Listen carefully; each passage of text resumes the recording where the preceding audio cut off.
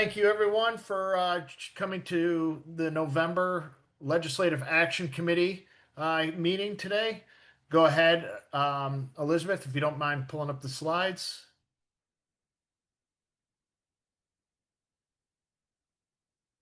Like I said, this is the Legislative Action Committee for Monday, November 3rd. I'm Nick Cook, the Director of Public Policy for the Michigan Coalition Against Homelessness. Great to see everybody here. We have a large crowd. This is Micah's mission, serves as the inclusive voice to improve systems and support communities in a way that leaves no one behind. Next slide, please. Here's our policy priorities. Most of you already know these. Next slide.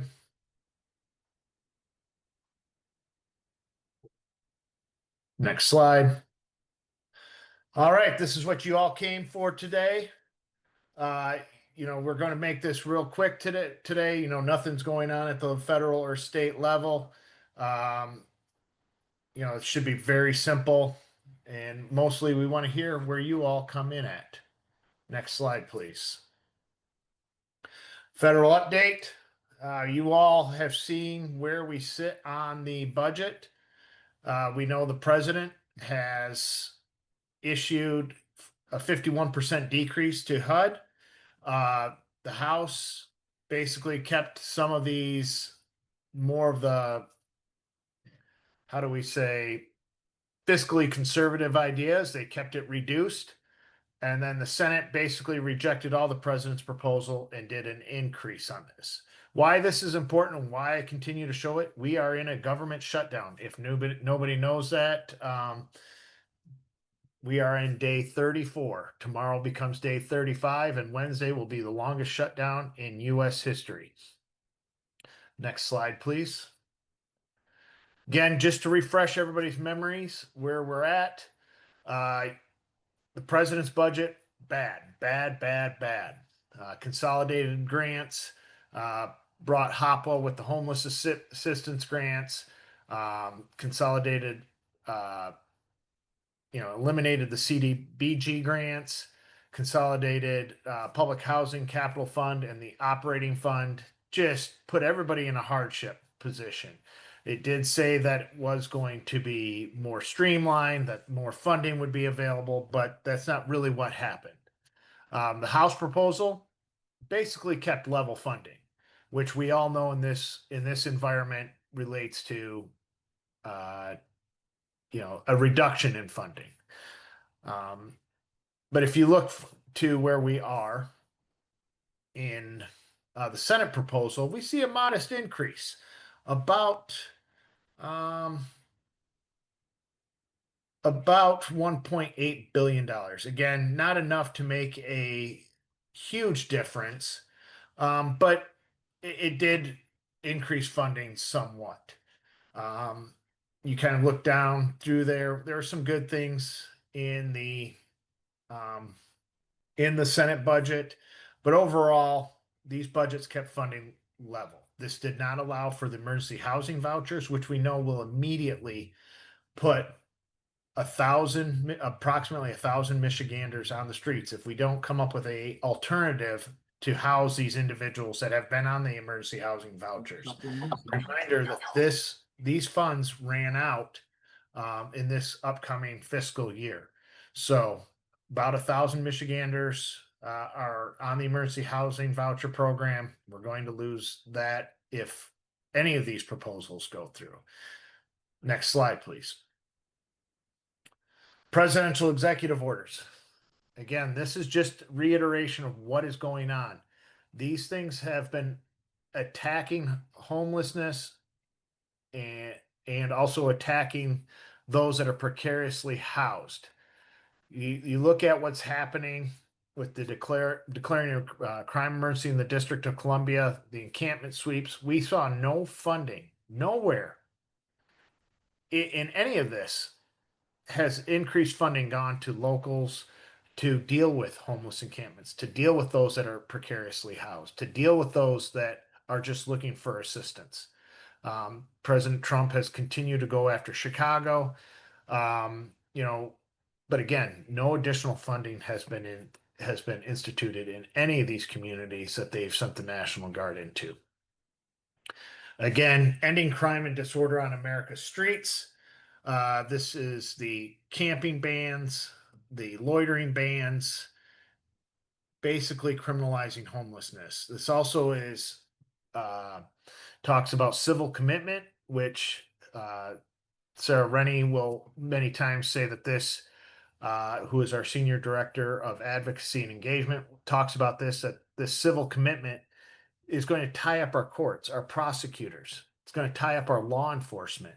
Um, that is just to get somebody through the process. Again, no additional funds flow with any of these executive orders. Why these executive orders are important. Next slide.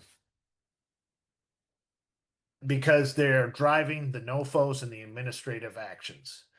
The continuum of care builds NOFO, which I called the canary in the coal mine, was just the tip of the iceberg on where the administration is going. We've continued to see this attacks on the precariously housed, those that are unhoused, and we are not actually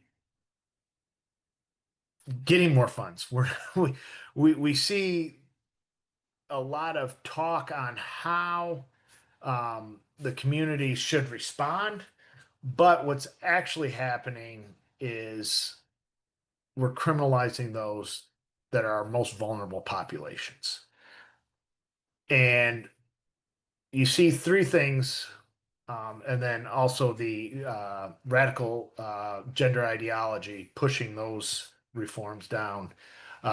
Between these three that are highlighted here and the radical ideology, gender ideology, executive order, they kind of shape where we see the administration going. We see that they're going to continue to put more and more restrictions on how COC spend their funds. They're going to make it tougher to decide, where do we fall into this conversation. Many of you have heard me talk about the compliance with SORNA, which basically requires the COCs to become law enforcement agencies. And that adds a lot of pressure to COCs that they're not equipped to handle. You all have so much work on your plate and so many other things to do to try to track and find out where convicted sex offenders with no address are living in your community. It's tough. And where that compliance with SORNA came from, Michigan is compliant with SORNA. We have been for some time. So to add this layer of bureaucracy and enforcement onto a COC is just doing nothing but making it more burdensome for you all to do your jobs. Next slide, please.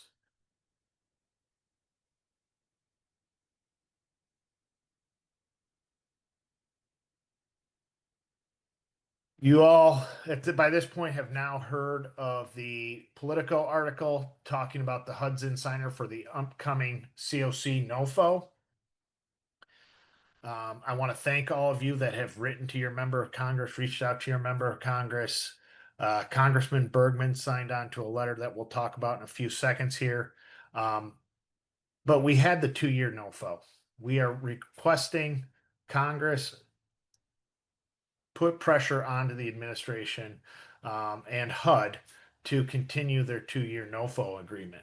But what's really dangerous about this current HUD insider is the capping of how COCs can spend their money on permanent housing solutions. We've talked about this a lot. The national average is 87% of funding for COCs is permanent housing solutions. But what this will do is cap the funding at 30%, which will have devastating effects. All of you know this. You all see it every day. You live it day in and day out. This will focus on transitional housing and sheltering aligned with the Cicero Institute, which we've talked about a lot. It's kind of what drove Cicero Institute is aligned with Project 2025, is driving a lot of decisions inside the administration. Next slide, please. These reductions will immediately place disabled individuals, senior citizens, veterans, and families at heightened risk of homelessness. We know that the national estimate is 170,000 people nationwide. What I'm asking all of you to do, and what we're doing here at MICA with our HMIS team and our interns of Alex and Ben and Elizabeth, is we're deep diving into the data. We want to know, what does this look like for your COC? We want to be able to explain this to the members of Congress, to the state legislature, those that make decisions. If these cuts go into effect, what does this mean? And I'm not talking about dollars and cents. Everybody knows, um, the impacts of cutting funding. We know that. But what is the human toll? The human toll is what really drives home the message. How many families are going to end up homeless? How many senior citizens are going to end up homeless? How many veterans?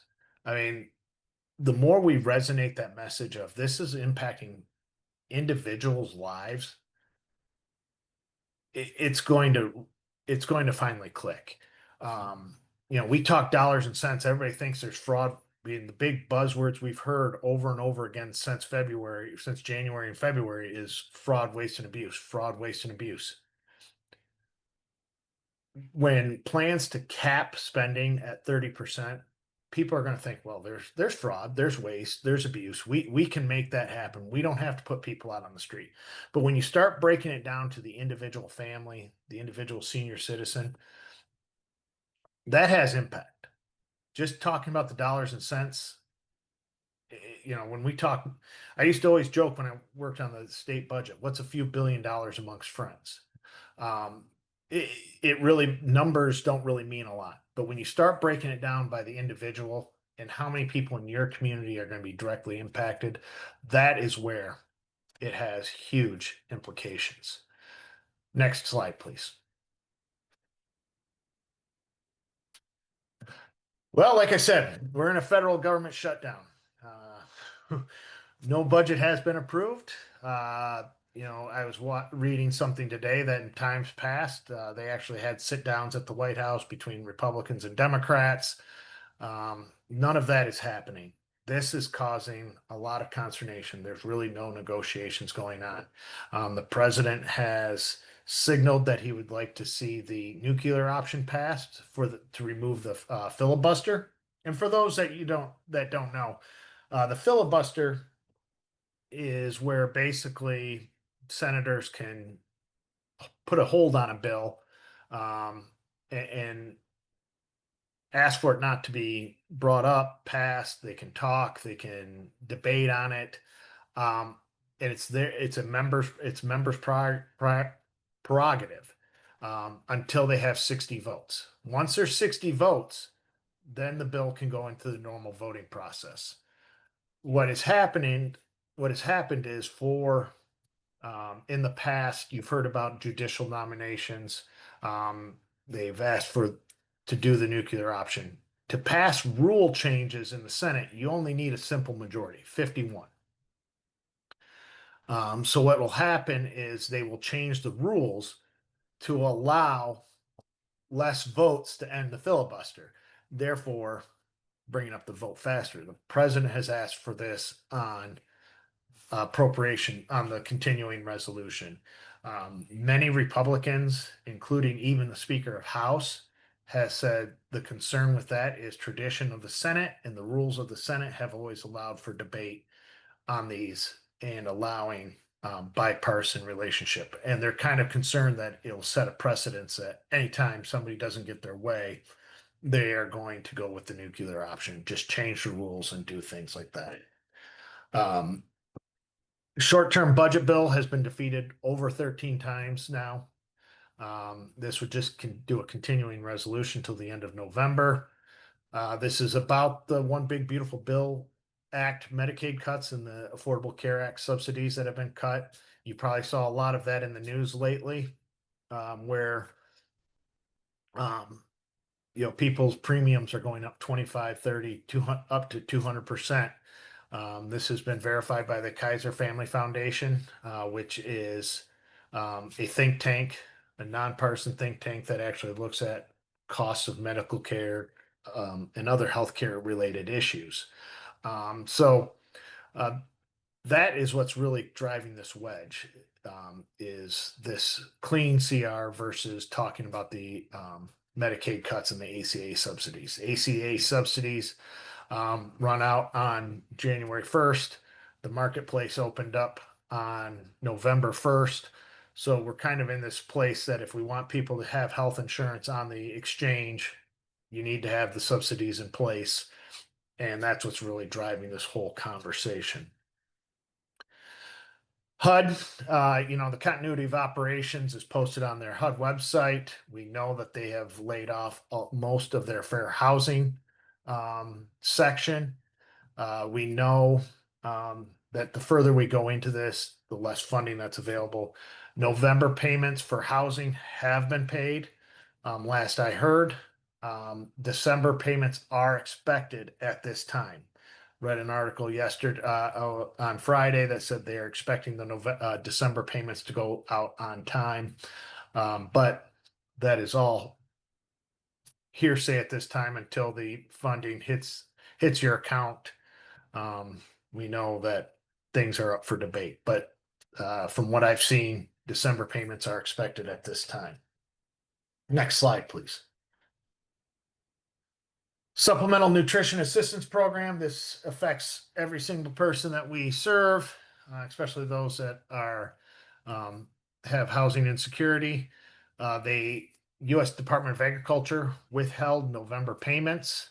They have been paid out in every previous government shutdown. Congress over the last couple of years has allocated over $3 billion. In the contingency fund, there's expected to be about $5.2 billion, if not more. Like I said, this is the first shutdown in U.S. history where SNAP payments haven't been paid out, including the 2019 shutdown, where they actually issued payments early under the Trump administration, under the first Trump administration. Over Friday and over the weekend, two federal judges issued rulings that made that the payments must be made. Secretary Bessent has stated payments could go out as early as Wednesday. Good news, but this approximately $187 per SNAP recipient benefit being used as a tool to force people to come back to the table to talk. It sets a dangerous tone. It puts a burden on our most vulnerable population. It's about being cruel and unusual, and cutting off somebody's food assistance. And again, these are your families, your senior citizens, your school-aged children, your foster parents, your foster care families. This $187 is not a lot of money per person or per family. To cut this off was detrimental. It was about $252 million for the state of Michigan. Next slide. This is the letter I referred to earlier about Congressman Bergman, the Garbarino and LaLota Nofo letter. They're congressmen from New York, Long Island. They put together a letter asking the HUD secretary to maintain the 2-year commitment to the COC NOFO.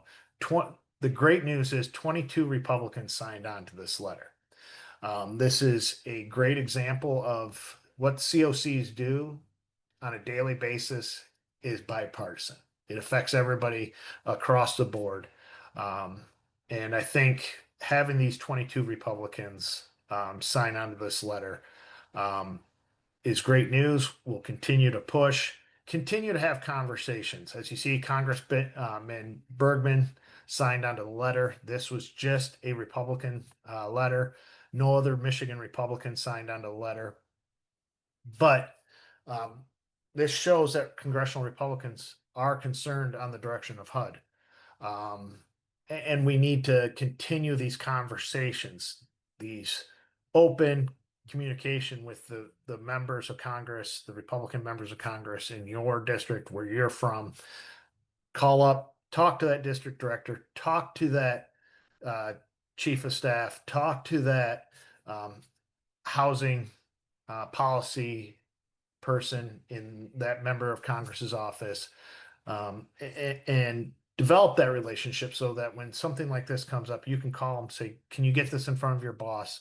Let them see the letter, and hopefully we get enough momentum that we get more members of the Republican delegation from Michigan to sign on letters like this. Next slide. Nick, this is Amy. May I ask you a question about that? Why do you think Nick Bergman signed it and nobody else? I mean, he's from the UP, but why him Yeah. and why not other people, or why him and Yeah, I know. So let me break that down a little bit for you. I know I want to thank our partners across the state, the Balance of State, Ashley Halliday Schmant, Corporation for Supportive Housing. All these groups came together and they continued to have conversations with Congressman Bergman's office. But it wasn't just the conversation with Congressman Bergman's office, it was conversations with those that support Congressman Bergman. These are your county elected officials, your city elected officials, your um, people that are influential in your community. Just having those conversations. They talked to Congressman Bergman, told him that this is important, and just all that the conversation. That's why Congressman Bergman signed on. Now, to kind of break down the Michigan congressional delegation, I know the Balance of State and myself personally talked to Rep. Molinar's office. Sometimes appropriators get a little bit concerned about signing on to letters like this. We're continuing to work with Congressman Molinar's office. But if you look at the breakdown of the Michigan delegation, you have Congresswoman McLean, who is on the House Republican policy team. She's not going to push back against the administration. You look at Congressman James, he is seeking support from the National Republican Party and President Trump to become governor of Michigan. You look at, you know, Congressman Wahlberg. He's very rural, he has spoken about the fraud, waste, and abuse multiple times. He's not really made that connection and just seems to be more aligned philosophically with the administration. And then conversations that we've had with Rep. Heisinga's office, they feel like we need to flip the paradigm and follow the administration's lead on getting rid of housing first and things like that. They're using the Republican talking points. That's kind of how the Michigan delegation breaks out.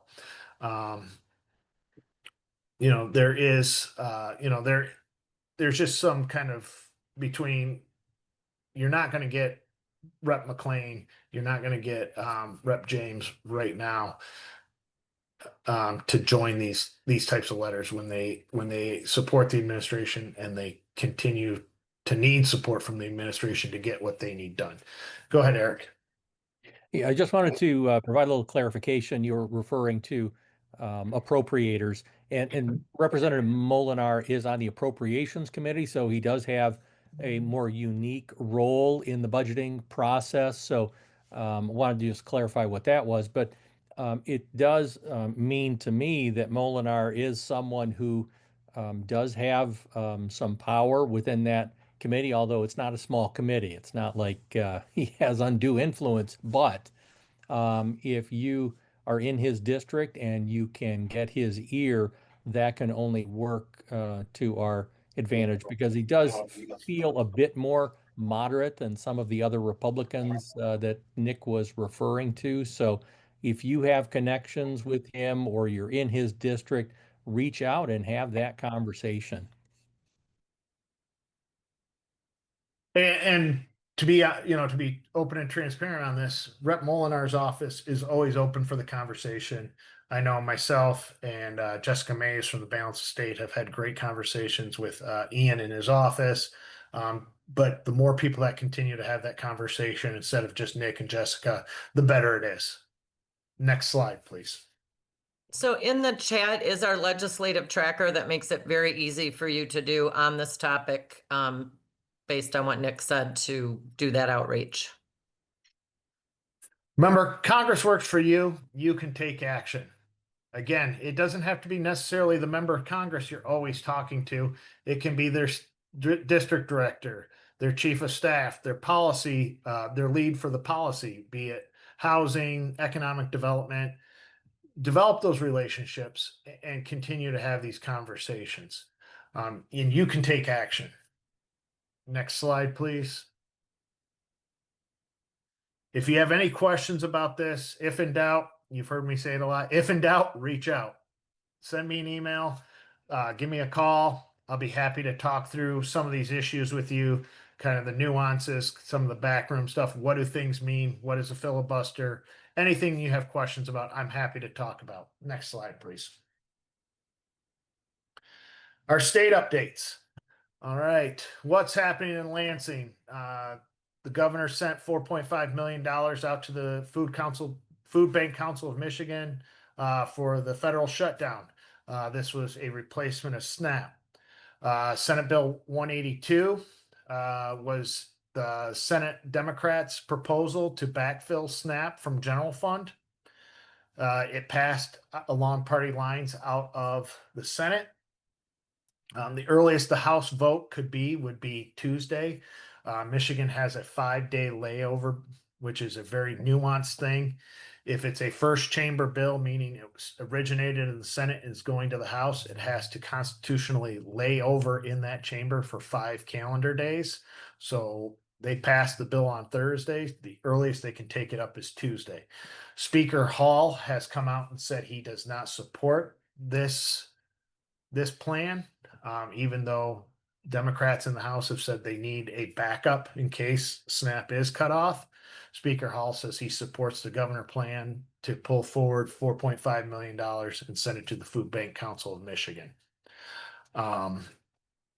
We also had Senate Bill 248 to Senate Bill 256.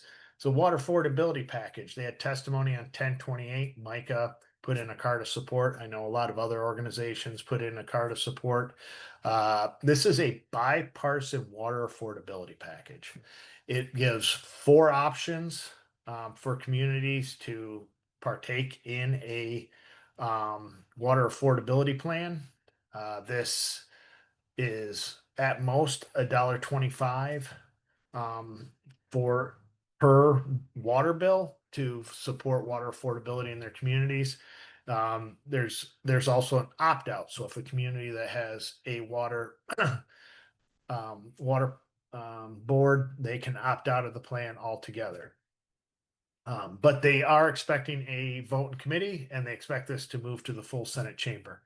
Not to be outdone, the House Dems introduced their own version of the water affordability package. It was referred to regulatory reform. Knowing the makeup of the House, I really don't see this bill package moving. I think it was more symbolic to say that they support it. It's been something that a lot of those members that are on that bill package have worked for on years. But I do expect the Senate package to move. I expect it to be voted out of the Senate chamber. We'll see how it plays in the full. We'll see how it plays out in the House. But I do expect Senate Bill 248 to 256 to actually move out of the Senate. Next slide, please. FY 26-27 budgets have begun. It seems a little early. We just had a budget. But a lot has been talked about these legislatively directed spending items, also known as earmarks. The House, as many of you know, put in a rule last year that they had to be on their public facing website. They had to have sponsors. They had to have supported documents. They had to be brought up in committee and have a hearing on them. And that was kind of what held up the FY 25-26 budget. But right before the deadline of October 1st, they came to some agreement. They came up with Senate Bill 596, which would create state law to put in place, a process for earmarks or legislatively directed spending items. However, when it passed out of the House, there wasn't quite the transparency that Speaker Hall wanted to see. He wants to see between 60 and 90 days prior to budget passage. These earmarks being posted on public website, have public hearings on them. So he sent the bill back to the Senate with 90 days. Rumor is negotiations are ongoing. There's going to be a 45-day mark, possibly. But there's more to follow on that. Speaker Hall has pretty much drawn the line in the sand, saying he will not back off this. This is a number one priority for him on transparency. The bills have also been tied to FOIA, which would open up the legislature or the governor's office to FOIA. So we are, watching this closely. Why is this important? For us in the nonprofit world, a lot of us work together to support legislative directed spending. If you have a project, a lot of times these projects are funded by legislatively directed spending. You got to get in front of the legislature early now. You got to post your documents online. You got to make sure your 1099s are up to date, and also make sure you're communicating with the administration or with the House and the Senate, and also be prepared to go testify. So more to follow on this. Again, it's not law yet, but we'll see how that plays out over the next few months. Next slide, please. Where you come in. At this point, I want to hear from you all. What has been working? What conversations have you had with your elected officials, either at the state, county, federal level, and what has been successful? For those that talk to Rep. Bergman's office to get him to sign on to a letter, would love to hear from you. So I'm going to kind of open the floor right now. Just if you could just raise your hand, we'll call on you at one at a time.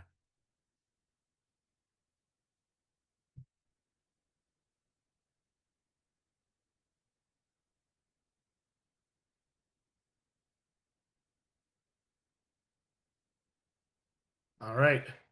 Seeing that we're have a lot, I do want to thank Jesse for reminding everybody, if you want to put in a card of support for Senate Bill 248 to 256, you can always email the committee clerk.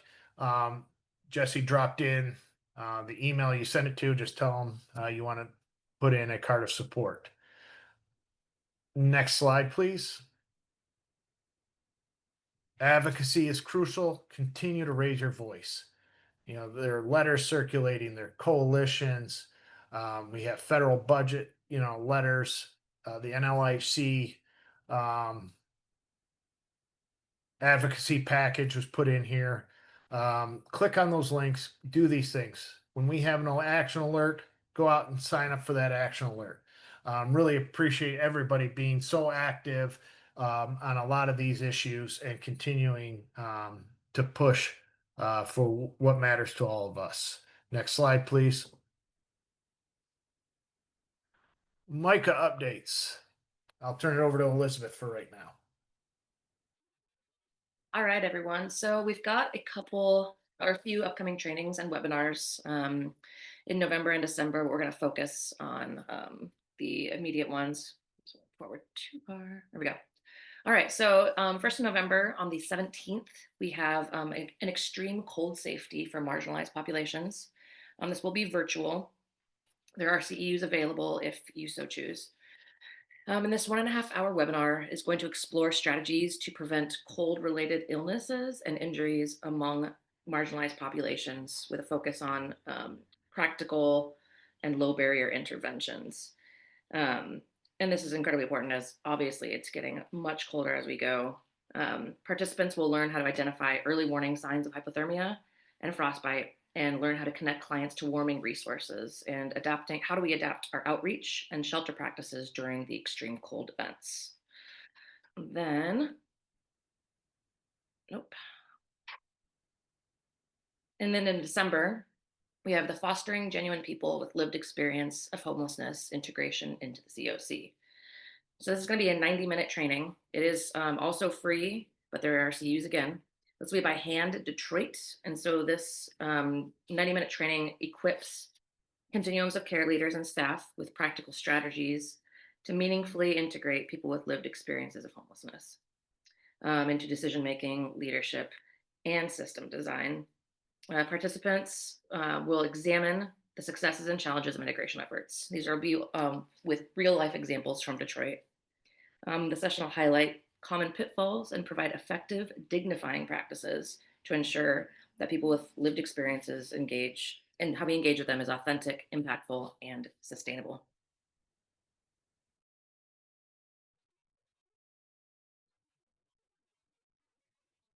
All right, Amy, you want to talk about this? Yes, I will. 2 to 3 times a week, we have videos being dropped on all our socials called Policy in Place. And it's the cross section of legislation, funding, and then the real world impact. I want to thank Nick, Sarah, and Eric for developing those. I tried dropping one in the chat actually about the NOFO issues and funding cuts through HUD that Nick did a few weeks ago, but I didn't want to interrupt things. But anyway, if you follow us on social media, you'll see them 2 to 3 times a week.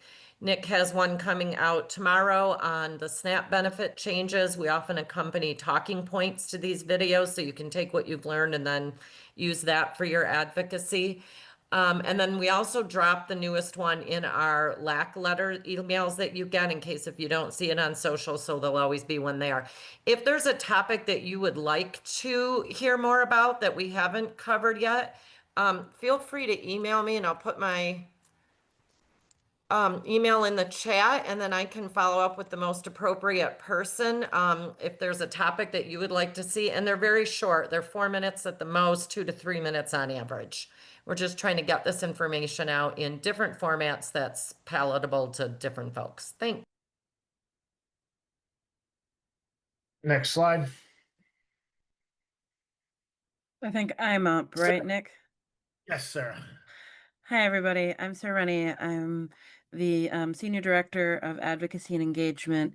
MICA is first, if you're not a member of MICA, become a member of MICA. We're going to be bringing some stuff that's specific to membership into membership, primarily so we can use your dollars to continue to advocate.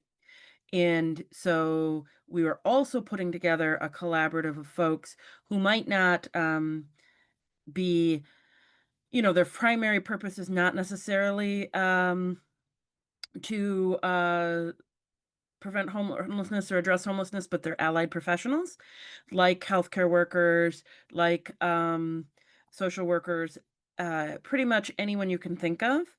And our first meeting's December 4th. So I would really encourage you in your communities to send this out because we want a statewide conversation around what's happening around the criminalization of homelessness, the costs to communities, and generally to keep folks updated. In terms of becoming a MICA member, please definitely email myself or Amy. And please know that we're starting in membership listserv specifically for peer learning, as well as we're going to have some inside, provision of some inside briefings on that. This is the larger collaborative of folks who are should access our free work, which is allied professionals that we want to be aware of what's going on and we want to be able to advocate. So we're asking for your help to get people to sign up for Building Bridges Collaborative. Email me directly. The first date will be on December 4th. And I'm just putting my email in the chat. Also, Alex dropped in the MICA membership link too, if anybody would like to become a MICA member. Homeless Advocacy Day, save the date. It will be April 21st in the Mackinac Room at the Anderson House Office Building. I hope to see you all there. I look forward to it. It should be a great day.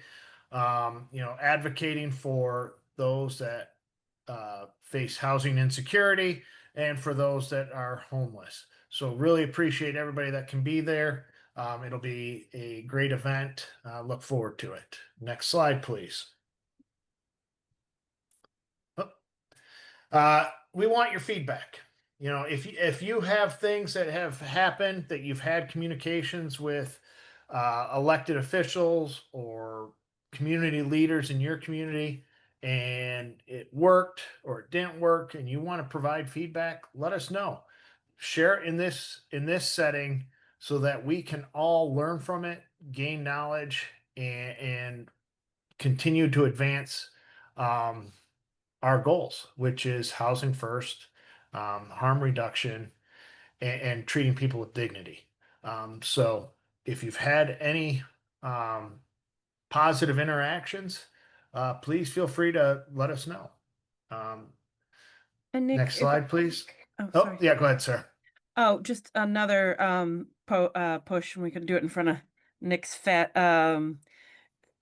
professional picture. I also would recommend, if you haven't checked out our new online learning program, the Coursera program, please consider sending that out to your communities. This is another way we're fighting back, which is to set a standard of delivery surface, educational programming, a standard that focuses on trauma-informed care, housing first, harm reduction, that allows us to message to our field to reinforce what we believe are the fundamental core values. So if you haven't, please see me or Amy about that as well. It's also great if you run a program and you want remote training. It's just a really good way for all of us to come together around shared values, make sure we have set a standard. And at the same time, as someone who used to run a program, I can tell you it's also great to have a remote learning for our evening folks, and generally a way to make sure we know that folks have completed their work and gotten a certification, so we know they're ready to move forward. Sorry to step on you, Nick. No problem, Sarah. Thank you. Yes, Coursera is a great asset that we've added. If you haven't signed up for it, I recommend you do. I'm actually taking it right now, and it is informative, very informative. So, and thank you to all that participated in developing the Coursera program.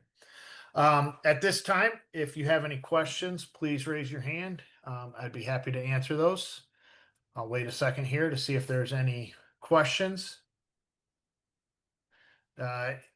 Always feel, if you have any questions or any concerns, reach out anytime. I'm happy to talk through them. Happy to share ideas on what works, what doesn't work, the political landscape.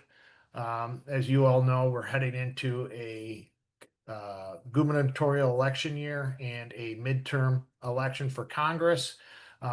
Michigan, as we all know, is a purple state.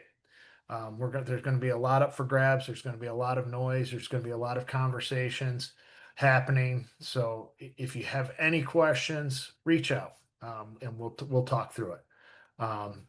Eric, do you have any comments? Wanted to thank everybody again for being here. Another excellent turnout. There is a lot happening, and you being here to keep your finger on the pulse is important. And it's just as important that you take this information and share it out with other people in your agencies, in your community, and also to think in terms of taking action beyond that and reaching out to your elected officials. And as Nick had referenced earlier, it's not just members of Congress. We're talking about your state representatives and senators. We're talking about county level. We're talking about your municipalities, et cetera, et cetera. All of those folks do have an impact. There is connectivity, no matter what level of elected office you are in. So it's important for us to have those conversations far and wide. So really encourage you to keep at it. Have faith. We have some positive things going on, and I do feel like we can get ahead of this and make good things happen. But it takes all of us getting together and leaning into it.